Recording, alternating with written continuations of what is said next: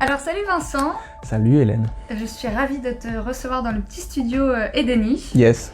Et on est là aujourd'hui pour parler un petit peu zero waste. Ouf.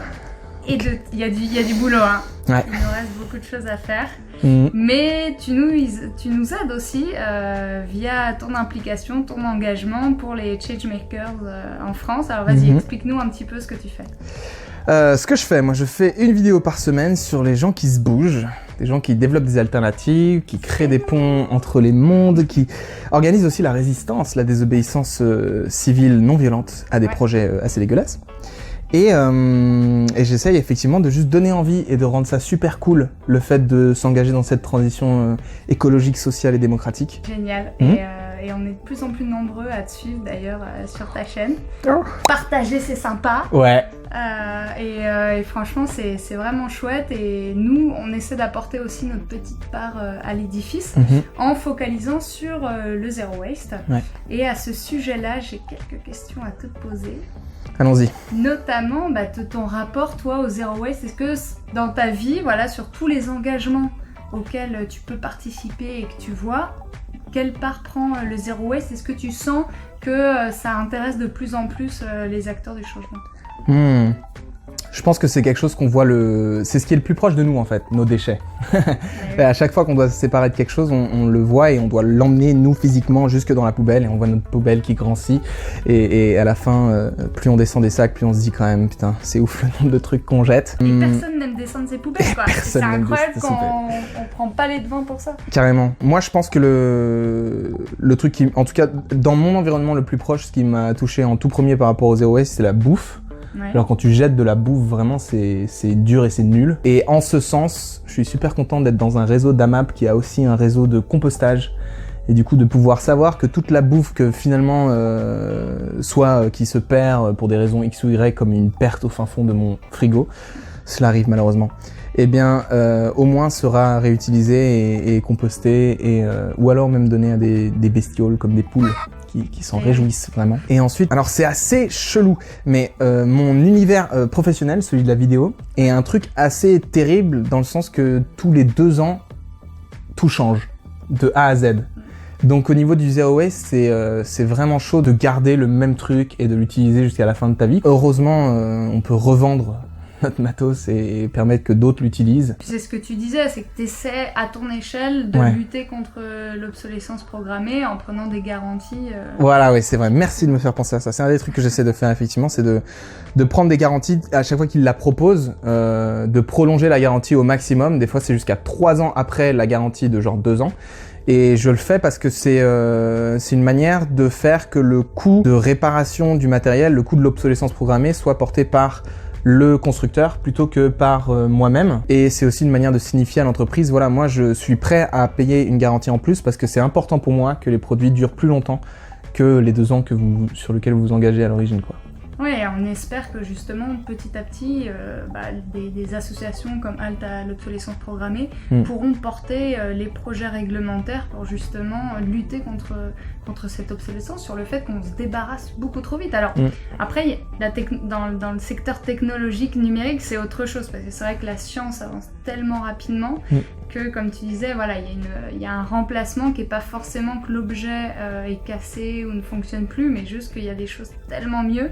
Donc ça, c'est encore quelque chose sur lequel on doit s'interroger tous ensemble et essayer de trouver des solutions qu'on n'a pas forcément pour le moment. Ouais. Sinon, d'être beaucoup plus dans l'économie de la fonctionnalité, de louer quand on a la possibilité. Bon, toi, c'est ton métier, mais ceux qui n'en ont pas besoin, moi, je sais que j'avais une GoPro.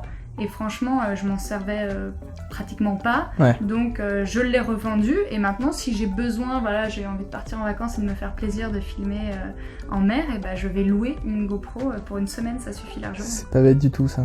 Effectivement. Et puis comme tu disais, c'est vrai qu'on pense toujours à des grands plans, à des grandes perspectives d'action qu'on peut faire pour 2030, pour 2040. arrêter des projets gigantesques, mais le changement il commence par nous au quotidien et directement sur nos déchets. Le zero waste, c'est ce qu'on a le plus proche de nous et le plus facilement activable comme levier. Ouais, et j'aime bien, un des trucs qui m'intéresse beaucoup dans le mouvement auquel je participe, qu'on appelle assez globalement le mouvement pour la justice climatique, c'est le fait qu'il y a beaucoup de personnes qui rentrent dans ce mouvement-là en n'ayant pas beaucoup commencé à changer des comportements personnels, qui vraiment se lancent dans ce mouvement-là pour une envie de changer la politique. C'est vraiment de l'écologie politique, c'est faire que les plus grands responsables du changement climatique, à savoir je sais pas, c'est genre une centaine de multinationales qui sont responsables de 70% des émissions de CO2 dans l'atmosphère, qu'on arrive à s'attaquer à ces géants-là en un mouvement politique. Et c'est intéressant pour moi de voir que c'est au sein de ce mouvement politique-là que les gens trouvent aussi des ressources, de l'énergie et même des méthodes pour changer des choses à leur niveau personnel. Et je pense que vraiment les deux vont main dans la main, et j'ai envie d'encourager toutes les personnes qui s'intéressent au zero waste et qui regardent cette vidéo à aussi s'intéresser à comment est-ce que moi, petit individu, je peux essayer de mettre mon énergie au service d'un mouvement plus large, parce que c'est vraiment, à mon sens, c'est uniquement comme ça qu'on va réussir à créer les changements qu'on a besoin dans le peu de temps qu'on a. Et c'est ça, ouais. Si on avait 300 ans, c'est bon. Changer notre paradigme à nous et ensuite l'étendre à d'autres sphères de considération qui sont... Pour moi, il n'y a même pas « et ensuite », c'est genre en même temps, quoi. En même temps, ouais. C'est... Parce que si on attend « et ensuite », je pense que dans 300 ans, tout le monde aura potentiellement changé son comportement, c'est très bien. Mais on ne se sera pas forcément encore... voilà, d'abord ce sera trop tard, et ensuite on ne se sera pas encore forcément appuyé, fait pression sur ces multinationales-là, quoi. Et maintenant, les deux petites questions. Ah non. Ah non. Et si tu as failli échapper, la révélation.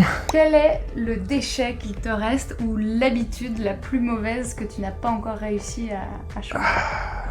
Eh bien, cela fait maintenant 2 ans Qu'est-ce qui se passe? que j'ai une moto dans un garage, parce que j'ai même pas de garage à moi, donc c'est dans le garage quelque part, que je n'utilise pas et que je n'ai juste pas trouvé le temps de vendre.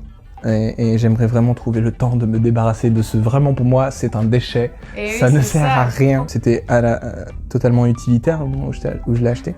Mais maintenant, s'en débarrasser, ce sera vraiment une grande délivrance pour moi. Et alors, au contraire, un petit truc, une fierté personnelle que tu as réussi à changer et qui pourrait éventuellement inspirer ceux qui nous regardent? Ouais, moi, le cheminement que j'ai fait vraiment petit à petit, c'est celui de manger de moins en moins de viande, jusqu'à en manger vraiment très très rarement aujourd'hui. Ouais. Et réaliser que, en l'occurrence, lorsque j'en mange, j'ai souvent, parce que du coup j'ai habitué mon estomac à d'autres choses, j'ai vraiment moins de plaisir aussi. C'est une des craintes qu'on a quand on se dit je vais essayer d'arrêter de manger de la viande, c'est juste mais c'est tellement bon. Et c'est vrai que c'est très bon, mais de plus tu réduis, le moins t'en manges. Moins t'as de frustration de pas en manger. Moins t'as de frustration de pas en manger, et genre limite c'est un goût trop fort après ça quand on mange après longtemps, quoi. Ouais.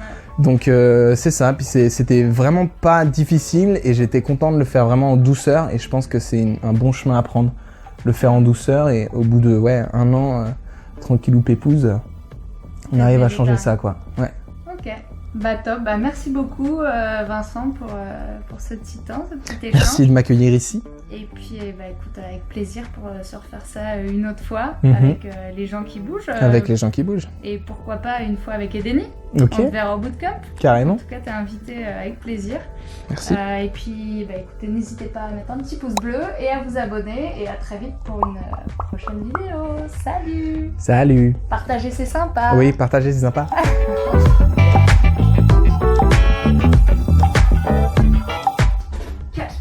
J'appuie sur stop. Ça fait mourir.